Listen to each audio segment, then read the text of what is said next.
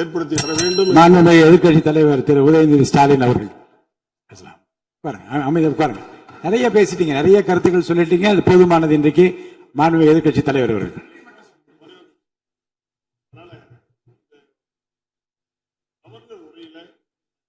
தேடி தேடி பார்க்கிறோம். எந்த ஒரு தொலைநோக்கு திட்டமும் கண்ணுக்கே தெரியல. ஒரு கால் நீரான திட்டம். மாண்புமிகு எதிர்க்கட்சி தலைவர் திரு உதயநிதி ஸ்டாலின் அவர்கள்.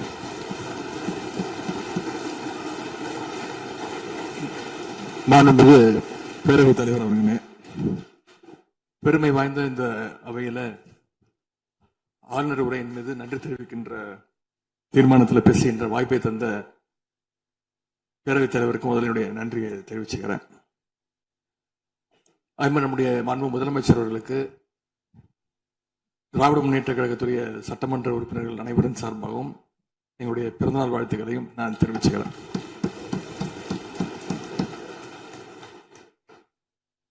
இந்த புதிய ஆட்சி அமைஞ்சு சரியா 40 நாட்கள் கடந்திருக்கு. ஆளுநர் உரையின் போது நானும் எங்களுடைய சட்டமன்ற உறுப்பினர்களும் இந்த 40 நாட்கள்ல இந்த அரசு என்னென்ன பணிகள் செஞ்சிருக்கு, ஏதாவது திட்டங்கள் கொண்டு வந்திருக்காங்களா, ஏதாவது சாதனைகள் செஞ்சிருக்காங்களான்னு ஆவலோடு காத்துக்கிட்டு இருந்தோம். ஆனா எங்களுக்கு வெறும் ஏமாற்றம் மட்டுமே எஞ்சியது. அப்படி எதுவுமே ஆளுநர் உரையில எங்களுடைய கண்களுக்கு படவில்லை, எங்களுடைய காதுகளுக்கு கேட்கவில்லை. ஒரு நம்பிக்கை வாக்கெடுப்பின் போது நான் பேசும்பொழுது குறிப்பிட்டு பேசினேன், ஆளுநர் வருவாரு, ஆளுநர் உரையின் மீது வந்து பேசும்போது தமிழ்தாய் வாழ்த்துக்கு முதலிடம் கொடுங்க அப்படின்னு சொன்னேன். பேரவையின் அனுமதியுடன் அலுவல் நேரம் நீட்டிக்கப்படுகிறது. அதே போல தமிழ்தாய் வாழ்த்து முதல்ல பாடப்பட்டுச்சு. உடனடியாக தேசிய கீதமும் பாடப்பட்டுச்சு. தமிழ்தாய் வாழ்த்து ஒரு முறையும் தேசிய கீதம் 2 முறையும் பாடப்பட்டுச்சு. மரபு மீறல் நடந்திருக்கு. இதுவரை கடைபிடிக்கப்பட்டு வந்த மரபை மீறி 2 முறை தேசிய கீதம் பாடப்பட்டிருக்கு. இதே கோரிக்கையை இதற்கு முன்பு இருந்த ஆளுநர் எங்களுடைய ஆட்சி காலத்திலையும் வச்சிருந்தார். ஆனா எங்களுடைய தலைவர் அப்பொழுது மிக உறுதியாக இருந்து இந்த அவையுடைய இறையாண்மையை நாங்க பாதுகாத்திருக்கிறோம். பதவியேற்பு தான் ஆளுநர் மாளிகையில நடந்துச்சு. அங்க அவர் கேட்டுக்கொண்டபடி தேசிய கீதம் வந்தே மாதரம் எல்லாம் பாடினாங்க. ஆனா இப்போ ஆளுநர் உரை மக்களால் தேர்ந்தெடுக்கப்பட்ட பிரதிநிதிகள், சட்டமன்ற உறுப்பினர்கள் நாம பணி செய்கின்ற இந்த சட்டமன்றத்துல தான் வாசிக்கப்பட்டிருக்கு. இது நம்மளோட டெரிட்டரி. இந்த நம்மளுடைய டெரிட்டரிய ஏன் ஆளுநர்கிட்ட கொடுக்கிற அளவுக்கு இங்க என்ன காம்ப்ரமைஸ் நடந்துச்சு அப்படின்னு மக்கள் கேட்க ஆரம்பிச்சிருக்காங்க. மாண்பு உறுப்பினர், ஆளுநர் உரையாற்ற வந்தபோது தமிழ்தாய் முதல்ல பாடப்பட வேண்டும் என்கின்ற இந்த அரசின் உறுதியான கொள்கையில் நாங்கள் நின்றோமா, இந்த அவை நின்றதா என்பதை நீங்கள் முதல்ல பார்க்க வேண்டும். நாட்டுப்பண் 2 முறை பாடியதில் என்ன தவறு என்று எனக்கு தெரியவில்லை. நாட்டுப்பண் 2ஆம் முறை பாடிய தவறு என்று நீங்கள் சொல்ல வருகின்றீர்களா? அப்படி தவறு என்றால் அது எந்த அடிப்படை தவறு என்று சொல்ல வருகிறீர்கள்? நமக்கு வேண்டியது நம்முடைய தாய்மொழிக்கு முக்கியத்துவம் தர வேண்டும், உறுதியாக நிற்க வேண்டும். இந்த அரசு எந்த சர்ச்சையும் ஏற்படுத்தாமல் நிதானமாக உறுதியாக தாய் தமிழ்தான் எங்களுக்கு அடிப்படை என்பதை வைத்து தமிழ்தாய் வாழ்த்தை பாட வைத்தார்களா இல்லையா? அந்த தமிழ்தாய் வாழ்த்தை பாட முடியாமல் வேறு விதமாக இந்த அவை திசை திருப்பப்பட்டு பல்வேறு பிரச்சனைகளுக்கெல்லாம் ஆளான காரணங்களை எல்லாம் 22ஆம் ஆண்டு பார்த்தோம், 23 பார்த்தோம், 24 பார்த்தோம், 25 பார்த்தோம், 26 பார்த்தோம். இந்த ஆண்டு தமிழ்தாய் வாழ்த்தை முதலில் பாட வைத்து தேசிய கீதத்தை 2 முறை பாடியதில் எந்த தவறும் இருப்பதாக நாங்கள் கருதவில்லை. அப்படி பாடியது தவறு நீங்களும் கருதிடக்கூடாது என்று நான் சொல்ல விரும்புகின்றேன். பேரவைத் தலைவர் அவர்களே, நாங்கள் கேட்டுக்கொண்டதுபடி தமிழ்தாய் வாழ்த்து முதல்ல ஒரு வாட்டி பாடிட்டீங்க. பொதுவா இந்த அவையில் இருக்கக்கூடிய மரபு கடந்த காலங்களில், கடந்த ஆட்சி காலங்களில் தமிழ்தாய் வாழ்த்து ஒரு முறையும், நிகழ்ச்சி முடிஞ்சோடனே தேசிய கீதம் ஒரு முறையும் தான் பாடப்பட்டு நிகழ்ச்சிகள் முடியும். ஆனா இந்த முறை நாங்கள் கேட்பது ஏன் 2 முறை தேசிய கீதம் பாடப்பட்டது அப்படிங்கிறது மட்டும்தான் எங்களுடைய கேள்வி. அப்படின்னா தமிழ்தாய் வாழ்த்தையும் 2 முறை நீங்கள் பாட சொல்லி உங்களுடைய ஆளுநர்கிட்ட நீங்க ஒரு கோரிக்கை வச்சிருந்திருக்கலாம்.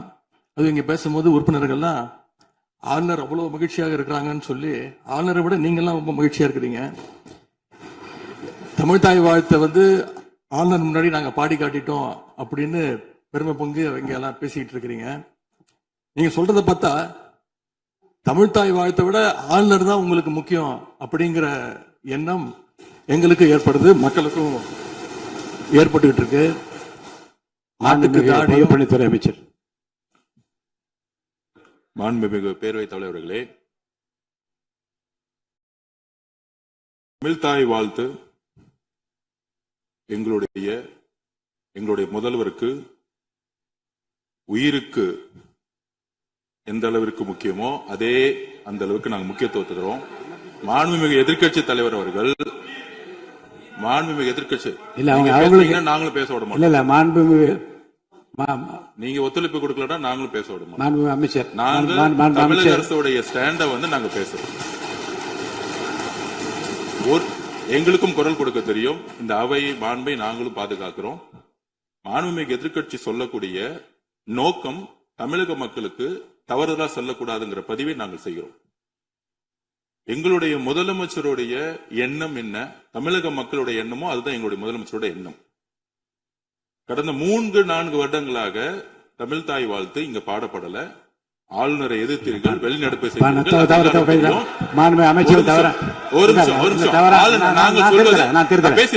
பேசி முடிக்கிறேன். ஆளுநர் முன்பு ஆளுநர் முன்பு மாண்புமிகு அமைச்சர்கள் ஒண்ணு தமிழ்தாய் வாழ்த்து பாடப்பட்டது. இல்ல நான் சொன்னது, நான் கருத்து என்னன்னா ஆளுநர் முன்பு பாடப்பட்டது கிடையாது. அதுதான் நான் சொல்ல வரேன். நான் பேசிடுறேன். ஆளுநர் புறக்கணித்தார், அதற்கு பின்பு பாடப்பட்டது. ஒரு நிமிஷம் நான் பதிவு பண்ணி, ஒரே நிமிஷம் நான் பதிவு பண்ணிடுறேன். நான் எங்களுடைய பதிவை நாங்க பதிவு பண்ணிடுறோம். அதுல சொன்ன வார்த்தைகள் எங்களுக்கு கஷ்டமா இருந்துச்சு. காம்ப்ரமைஸ்ங்கிற வார்த்தை எங்களுக்கு கடினமா இருந்துச்சு. நாங்க திருப்பியும் நாங்க பதிவு பண்ணிக்கிறோம். எந்த விதமான காம்ப்ரமைஸும் கிடையாது. தமிழ்தாய் வாழ்த்தை முதலில் பாடப்பட்டது எங்களுடைய முதலமைச்சருடைய வெற்றி. அவையில் இல்லாத போது எங்களுடைய நீர்வளத்துறை அமைச்சர் ஒரு நீண்ட அறிக்கையை இந்த அவையில் முன்பு கொடுத்தார்கள். 2018 உச்ச நீதிமன்ற தீர்ப்பு, நம்மளுடைய விவாதம் எப்படி இருந்துச்சுன்னா, 2 மாநிலங்களும் மட்டுமல்ல, அது கேரளாவும் இருக்கட்டும், பாண்டிச்சேரியா இருக்கட்டும், அனைத்து மாநிலங்களுக்கும் நதி நீரை எப்படி பகிர்ந்து கொடுக்கப்பட வேண்டும் அப்படிங்கிறது தான் ஒரு கேஸ். அதுல விவசாயத்தில் இருக்கக்கூடிய விவசாயிகளுக்கு தண்ணீருடைய பகிர்வை பற்றியது. இது ஒரு ஆட்சியுடைய வெற்றி இல்ல. அனைத்து ஆட்சியில் எந்த ஆட்சியாக வந்தாலும், அது திமுகவா இருந்தாலும், அதிமுக வந்தாலும், தமிழக வெற்றி கழகம் இருந்தாலும், காவேரி பிரச்சனை பத்திரிக்கும் எல்லோரும் ஒரே நிலைப்பாடுல இருந்தோம். சட்ட வல்லுநர்கள் அதே குழுக்கள் தான் இருந்தாங்க, இப்பயும் அதே குழுக்கள் தான் இருந்தாங்க. திரு உமாபதி அவர்களும் நீங்கள் நீண்ட நேரம் விவாதிச்சிருப்பீங்க, நீங்கள் முதல்வராக இருந்த பொழுது. அதைதான் திமுக திரு மு.க. ஸ்டாலின் அவர்கள் முதலமைச்சர் இருக்கும்போது அவரோடு ஒரு விவாதம் பண்ணியிருப்பாங்க. அதே வழியில் தான் எங்களுடைய மாண்புமிகு முதலமைச்சர் அவர்கள் ஒரு மிகப்பெரிய நீண்ட விவாதம் சட்ட வல்லுநர்களுடன் நடத்திய பொழுது விவசாயிகளும் பொதுமக்களும் இருக்கக்கூடிய சட்டமன்ற உறுப்பினர்களுக்கும் ஒரு சிறு விளக்கம். 2018க்கு முன்பு இருந்த கேஸ் வேறு, 2018க்கு பின்பு கர்நாடகாவுடைய லீகல் ஸ்ட்ராட்டஜிங்கிறது வேறு. உச்ச நீதிமன்றம் வெற்றி பெற்ற பிறகு மேகதாது அணை கட்டணும்னு சொல்லிட்டு ஒரு தீர்மானத்தை கொண்டு வராங்க கர்நாடக அரசு. அந்த தீர்மானத்தில் என்ன சொல்றாங்கன்னா, அந்த 67 டிஎம்சி தண்ணீர் எதுக்கு வேணும்னு சொல்றாங்கன்னா, பெங்களூர்ல குடி தண்ணீருக்காக வேணும்னு சொல்லிட்டு ஒரு புதுசா ஒரு விஷயத்தை கொண்டு வராங்க. அப்ப மத்திய நீர்வள ஆணையத்துக்கிட்ட டீடைல் ப்ராஜெக்ட் ரிப்போர்ட்டை கொடுக்கறாங்க. இந்த ப்ராஜெக்ட் வந்து மத்திய நீர்வள ஆணையம் கொடுக்க சொல்றது மிகப்பெரிய தவறு, உச்ச நீதிமன்றத்துக்கு எதிரானது. உடனடியாக 2026 மார்ச் மாதம் திராவிட முன்னேற்ற கழக அரசு இதற்கு எதிராக மத்திய நீர்வள ஆணையத்திடம் குரல் கொடுக்கிறாங்க. மாண்புமிகு மூத்த உறுப்பினர் தெரியாதுன்னு சொல்லியிருக்கீங்க, அதை நாங்கள் பதிவு பண்ணிக்கிறோம். மார்ச் மாதம் திராவிட முன்னேற்ற கழக அரசுல என்ன செஞ்சாங்கிறது நாங்கள் உங்கள் மூத்த உறுப்பினர் முன்னாள் முதலமைச்சராக இருக்கும்போது அவையில் நீண்ட விவாதம் நடந்தாலும் நீங்கள் அவையில் இல்லாதனால திருப்பி உங்கள்கிட்ட நாங்கள் பதிவு பண்றோம். என்னால் நமக்குள்ள இப்ப கோபம் முக்கியம் இல்ல, ஒரு மனதாக இந்த தீர்மானத்தை நிறைவேற்றும். இதற்கு பிறகும் சந்தேகங்கள் இருந்தால் எங்களுடைய முதலமைச்சரும் சரி நாங்களும் சரி அவைக்கு முடிந்த பிறகு சட்ட ரீதியாக உங்களோட விளக்குறதுக்கு நாங்கள் காத்துக்கிட்டு இருக்கோம். அதுல மத்திய நீர்வள ஆணையத்தை எடுத்த முடிவு தவறு. முதல் டீடைல் ப்ராஜெக்ட் ரிப்போர்ட்டே கேட்க கூடாது. ஆனால் கர்நாடகாவிடம் மேகதாது அணை கட்டதுக்கான டீடைல் ப்ராஜெக்ட் ரிப்போர்ட்டை கேட்டாங்க. அதை எதிர்த்து உச்ச நீதிமன்றத்தில் வந்து திராவிட முன்னேற்ற கழக அரசு தமிழக அரசு அப்பீல் பண்ணாங்க. அதுல கேஸ் டிஸ்போசல் பண்ணப்பட்டுச்சு 15/4 அன்று. உடனடியாக இதை எப்படி அணுகணும் அப்படின்னா மத்திய நீர்வள ஆணையம் மீது நமக்கு நம்பிக்கை போயிருச்சு. முதல் டீடைல் ப்ராஜெக்ட் ரிப்போர்ட் நம்ம கேட்க கூடாது. அதற்காக தான் உடனடியாக மேகதாது அணை குறித்து புதிய நடுவர் மன்றம் ட்ரிபுனல், அந்த ட்ரிபுனல் எதுக்குன்னா முன்பு இருந்த ஆணைகளையோ உச்ச நீதிமன்ற தீர்ப்புகளுக்கு நிறைய பாடி முன்னாடி இருந்திருக்கு, நீர்வள சம்பந்தமாக நிறைய கமிஷன் இருந்திருக்கு. அதற்கு மாற்று ஒரு கமிஷன் கிடையாது. அதுதான் இப்போ திருத்தமும் சொல்லணும் நாங்க, நீங்க அவை இல்லாத பொழுது. இந்த ட்ரிபுனல் எதுக்குன்னா மேகதாது அணையை கட்டணுமா கட்டக்கூடாதா, நம்ம கட்டக்கூடாதுன்னு சொல்றோம், அவங்க கட்டணும்னு சொல்றாங்க. நமக்கு வர வேண்டிய உச்ச நீதிமன்ற திருப்படி நமக்கு வர வேண்டிய தண்ணீரே இன்றைக்கு மூத்த உறுப்பினர் சொன்னாரு, கம்யூனிஸ்ட் தோழர், விவசாயத்துக்கு தண்ணி இல்ல, இன்னும் வந்து காவிரி நீர் விடாம விவசாயிகள் வந்து இன்னும் வந்து தன்னுடைய விளைச்சல் இன்னும் ஆரம்பிக்கல, தன்னுடைய வேலையை ஆரம்பிக்கல சொல்லியிருக்காங்க. சோ அந்த மாதிரி பிரச்சனைகள் நமக்கான உச்சநீதிமன்ற ஆணைகள் இருந்தாலும் நமக்கான தண்ணீரை உச்சநீதிமன்ற திருப்படி தண்ணி கொடுக்கறதுக்கே நம்ம சட்ட போராட்டம் நிகழ்த்திட்டு இருக்கோம் ஒவ்வொரு வருஷமும். அப்படி இருக்கும் பொழுது இந்த அணை குடிநீருக்காக ட்ரிங்கிங் வாட்டருக்காக பெங்களூருக்காக வந்து கட்டப்பட்டால் உச்ச நீதிமன்றம் நமக்கு எந்த பங்கீட கொடுத்திருக்கோம் அது பாதிக்கப்படுங்கிறது இங்க இருக்கக்கூடிய எல்லா உறுப்பினர்கள் எல்லா கட்சிகளுடைய ஒரே முடிவுங்கிறது தான் எங்களுடைய பதிவு. அப்ப லீகல் ஸ்ட்ராட்டஜின்னு சொல்லக்கூடிய 2018க்கு முன்பு ஒரு ஸ்ட்ராட்டஜி எடுத்துக்கும் பொழுது 2018 குறிப்பாக இந்த ஏப்ரல் மாசம் நடந்த நமக்கு இந்த கேஸ் வந்து டிஸ்போஸ் பண்ணப்பட்ட பிறகு திருப்பியும் வந்து மத்திய நீர்வள ஆணையத்துக்கிட்ட போறதோட ட்ரிபுனலை வந்து ஒரு உருவாக்கும் பொழுது அந்த ட்ரிபுனல் வந்து சுப்ரீம் கோர்ட்டோட மானிட்டரிங்ல இருக்கணும். அதே நேரத்தில் என்விரான்மெண்டல் சர்டிபிகேட் கொடுக்க கூடாதுன்னு சொல்லிட்டு நம்ம வந்து முறையிட்டு இருக்கோம். சோ இந்த ட்ரிபுனல்ங்கிறது பழைய உச்சநீதிமன்றத்துடைய தீர்ப்பை வந்து கண்காணிக்க கூடியது கிடையாது. மேகதாது அணை கட்டணமா கட்டக்கூடாதுங்கிறதுக்காக தான் சொன்னது.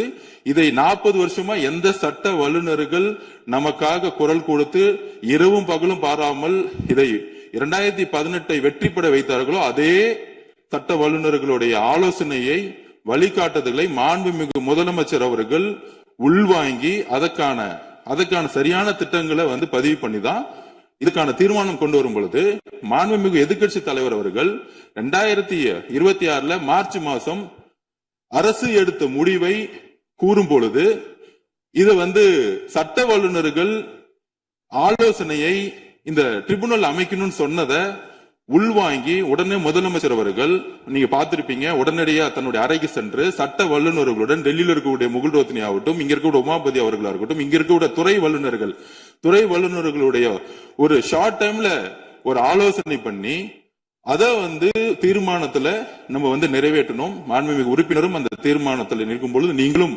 வந்து அதுக்கு வந்து சட்டமன்றம் முழுவதும் தீர்மானம் நிறைவேற்றும். இப்பொழுதும் அதிமுக கூடிய மூத்த உறுப்பினர்கள் முன்னாள் முதலமைச்சருக்கு எங்களுடைய வேண்டுகோள், இந்த சபை முடிந்தவுடனே சட்ட வல்லுநர்கள் உங்களோட எல்லா விதமான விளக்கம் கொடுக்கும் ரெடியா இருக்கும்.